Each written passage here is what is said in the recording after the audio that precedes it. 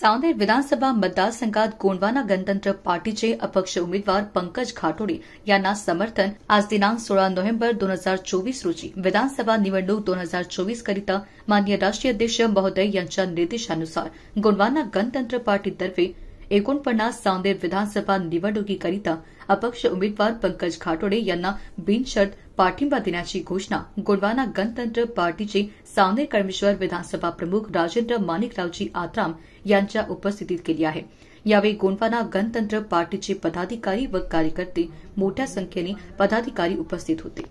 गणतंत्र पार्टी आंदू आणि नना श्री पंकज कुमार घाटोडे सरकून नना पूरा संपूर्ण नावाले सावनेर विधानसभा कड़मेश्वरतून नना सहयोग किंतुना आणि उनको